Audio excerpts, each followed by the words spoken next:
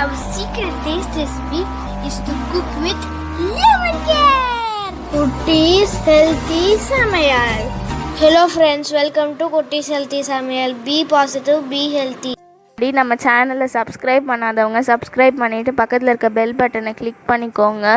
All ஆப்ஷனை click பண்ணுங்கள். அப்போ தான் நாங்கள் போடுற எல்லா வீடியோஸோட நோட்டிஃபிகேஷன்ஸ் உங்களுக்கு வரும். இது வரைக்கும் சப்ஸ்கிரைப் பண்ண எல்லாருக்கும் தேங்க்யூ ஸோ மச்.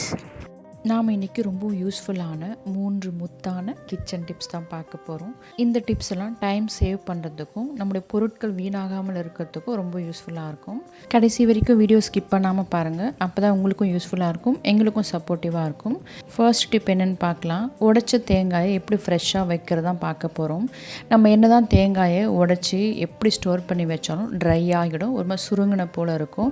ஆனால் இப்போ பாருங்கள், நான் இந்த காட்டுற தேங்காய் வந்து 3 days ஆகிடுச்சு ஃப்ரிட்ஜில் வச்சு. ஆனால் ஃப்ரெஷ்ஷாக இருக்குது பாருங்கள், இப்போ தான் உடைச்சது போல் இருக்குது. இது போல் தேங்காய் ஃப்ரெஷ்ஷாக ஈரப்பதத்தோடு இருக்கணும்னா இது போல் ஒரு கவர் எடுத்துக்கிட்டு அதில் நம்ம அப்படியே உடைச்ச தேங்காயை போட்டு ஜஸ்ட் நம்ம லைட்டாக க்ளோஸ் பண்ணி ஃப்ரிட்ஜில் ஸ்டோர் பண்ணிக்கலாம். இப்படி ஸ்டோர் பண்ணும்போது நமக்கு தேங்காய் ட்ரை ஆகாமல் இருக்கும். பொதுவாக நம்ம எப்படி ஸ்டோர் பண்ணாலும் தேங்காய் ட்ரை ஆகி தேங்காயோட சைஸே குறைஞ்சது போல் இருக்கும். தேங்காய் சுருங்கி அப்படியே ஓட விட்டு வெளியே வந்திருக்கும், அது போல் ஆகிடும். ஆனால் இது போல் நீங்கள் ஸ்டோர் பண்ணிங்கன்னா அதோட ஈரப்பதமும் குறையாமல் தேங்காய் ஃப்ரெஷ்ஷாக இருக்கும். நான் ஜஸ்ட்டு பாருங்கள், அப்படியே கவரில் போட்டு நான் ஃப்ரிட்ஜில் ஸ்டோர் பண்ணியிருக்கேன். இப்போ எடுத்து பார்க்குறது 1 week கழிச்சு. இது பாருங்கள், பார்க்கும்போதே உங்களுக்கு தெரியும் தேங்காய் அப்படியே ஃப்ரெஷ்ஷாக அதோட சைஸ் கூட மாறாமல் ட்ரை ஆகாமல் அப்படியே ஈரப்பதத்தோடு இருக்குது. இது போல் ஸ்டோர் பண்ணி வச்சோம்னா 1 week கழிச்சு கூட நம்ம தேங்காய் பால் எடுக்கும்போது நல்ல தேங்காய் பால் நமக்கு கிடைக்கும். ஆனால் சாதாரணமாக ஸ்டோர் பண்ணி வைக்கும்போது நல்லா ட்ரை ஆகிடும், உங்களுக்கு தேங்காய் பால் கூட குறைவாக தான் கிடைக்கும். ஸோ நம்மளோட தேங்காய் ஃப்ரெஷ்ஷாக இது போல் இருக்கிறதுக்கு இது போல் கவர் யூஸ் பண்ணுங்கள். கண்டிப்பாக இந்த கவர் நம்ம வெளியில் காசு கொடுத்து வாங்க வேண்டியதில்லை. ஜஸ்ட்டு ஃபுட் பேக்கிங் வர கவர்ஸ் தான். அரிசி பருப்பு இதெல்லாம் வாங்கும்போது பேக் பண்ணி கொடுக்குற கவர் தான்.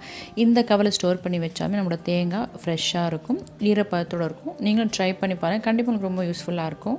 அடுத்த டிப் பார்க்கலாம். டொமேட்டோ சாஸ் எப்படி சட்டுன்னு செய்து தான் பார்க்க போகிறோம். இதுக்காக ஒரு 3 தக்காளி, ஒரு சின்ன சைஸ் வெங்காயம், ஒரு 3 பூண்டு சேர்த்து நம்ம மிக்சியில் அப்படியே ராவாக அரைச்சி எடுத்துக்கலாம். இது போல் நைஸாக அரைச்சி எந்த பாத்திரத்தில் செய்ய போகிறோமோ அதில் நம்ம அப்படியே ஸ்ட்ரெயின் பண்ணிக்கலாம். நான் கடாயில் தான் இன்றைக்கி செய்கிறேன். இப்போ பாருங்கள், நல்லா ஸ்ட்ரெயின் பண்ணியாச்சு. இதை நம்ம அப்படியே கொதிக்க வச்சு இதில் தேவையான அளவுக்கு சால்ட்டும் கொஞ்சமாக ஒரு 1/2 ஸ்பூன் அளவுக்கு மிளகாய்த்தூள், தேவையான அளவுக்கு சுகர் ஆட் பண்ணிக்கலாம். நான் இன்றைக்கி ஒரு 3 டேபிள் ஸ்பூன் அளவுக்கு சுகர் ஆட் பண்ணியிருக்கேன். இது நல்லா நமக்கு கொதித்து திக்கான பதத்துக்கு வரணும். இது போல் நம்ம சட்டுன்னு ரெடி பண்ணுறதுக்கு இந்த மெத்தட் யூஸ் பண்ணிக்கலாம். மார்னிங் டைமில் எல்லாருமே நம்ம அர்ஜென்ட்டாக சமைப்போம். அந்த டைமில் சட்டுன்னு 10 minutes ரெடி பண்ணக்கூடிய டொமேட்டோ சாஸ் தான் இது. இது போல் செஞ்சிட்டோம்னா சில்லி சப்பாத்திக்கெலாம் ஆட் பண்ணுறதுக்கு ரொம்பவும் ஈஸியாக இருக்கும். அது மட்டும் இல்லை, மற்ற பிரேக்ஃபாஸ்ட்டு கூட சைட் டிஷ்ஷாக யூஸ் பண்ணிக்கலாம். இதோட கலரிங்கும் பார்த்திங்கன்னா நல்லா டீப் ரெட்டில் கிடைக்கும். இது போல் நம்ம ராவாக அரைச்சி செய்யும்போது கலரிங் நமக்கு நல்லாவே கிடைக்கும். பொதுவாக நாம் இதெல்லாம் வேக வச்சு அதுக்கப்புறம் அரைச்சி திரும்பவும் நம்ம வடிகட்டி கொதிக்க வச்சு திக்கான பதத்துக்கு கொண்டு வரும். ஆனால் அதில் கூட உங்களுக்கு இந்தளவுக்கு கலரிங் கிடைக்காது. ஆனால் இப்போ பாருங்கள், கலர் எவ்வளோ நல்ல திக்காக இருக்குது. இது வச்சு நீங்கள் சில்லி சப்பாத்தி ரெடி பண்ணும்போது அதோட கலரிங்கும் நல்லாயிருக்கும். கடைகளில் வாங்கும்போது ஆர்டிஃபிஷியல் கலர்ஸ் யூஸ் பண்ணுவாங்க, ப்ரெசர்வேட்டிவ்ஸ் யூஸ் பண்ணுவாங்க. பட் நம்ம ஃப்ரெஷ்ஷாக வந்து தேவையானப்போ செஞ்சுக்கலாம். டைமிங்கும் நமக்கு சேவ் ஆகும். நம்மளோட குழந்தைங்களுக்கு ஹெல்த்தியாகவும் கொடுக்கலாம். கண்டிப்பாக அதை ட்ரை பண்ணி பாருங்கள், உங்களுக்கு ரொம்ப யூஸ்ஃபுல்லாக இருக்கும். அடுத்த டிப் பார்க்கலாம். இந்த டிப்பில் நாம் மாவு எப்படி ஜலிக்கிறதான் பார்க்க போகிறோம். பொதுவாக நம்ம மாவு ஜலிக்கும் போது நியூஸ் பேப்பரோ இல்லை ஒரு பிளேட்டோ வச்சு ஜலிப்போம். அப்போ பார்த்திங்கன்னா வெளியிலலாம் ஃபுல்லாக சிந்தி இருக்கும். அது போல் சிந்தாமல் அவாய்ட் பண்ணுறதுக்கு நான் இன்றைக்கி ஒரு டம்ளர் எடுத்திருக்கேன். இதில் ஃபுல்லாக நம்ம மாவு ஃபில் பண்ணிவிட்டு ஜல்லடை மேலே அப்படியே நீங்கள் வச்சு இது போல் தேய்க்கும் போது உங்களுக்கு மாவு சிந்தாமல் நம்ம ஜலிச்சு எடுத்துக்கலாம். இது போல் டம்ளர் தான் யூஸ் பண்ணணும்னு கிடையாது. நீங்கள் சின்ன பவுலோ இல்லை கப்போ எதுனாலும் எடுத்துக்கலாம். பார்க்கும்போதே நமக்கு தெரியும். இது போல் ஜலிக்கும் போது பிளேட்டை விட்டு வெளியே போகாமல் குறிப்பிட்ட இடத்துல மட்டும் ஜலிக்கிற மாவு விழுது.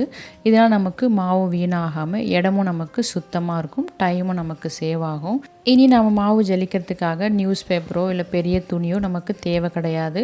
ஒரு சின்ன பிளேட்டில் வச்சு நம்ம மாவு ஃபுல்லாகவே ஜலிச்சு எடுத்துக்கலாம். ஈஸியாக சட்டுன்னு மாவு ஜலிக்கிறதுக்கு இந்த டிப்பை யூஸ் பண்ணி பாருங்கள், கண்டிப்பாக உங்களுக்கு ரொம்ப யூஸ்ஃபுல்லாக இருக்கும். நாங்கள் உங்களோட ஷேர் பண்ணியிருக்க இந்த டிப்ஸ் எல்லாம் நீங்கள் ட்ரை பண்ணி பாருங்கள். ட்ரை பண்ணிட்டு உங்கள் எக்ஸ்பீரியன்ஸ் எங்களுக்கு கமெண்ட் பண்ணுங்கள். மறக்காமல் லைக் பண்ணுங்கள், ஃப்ரெண்ட்ஸ் அண்ட் ஃபேமிலிக்கு ஷேர் பண்ணுங்கள், தொடர்ந்து சப்போர்ட் பண்ணுங்கள். தேங்க்யூ.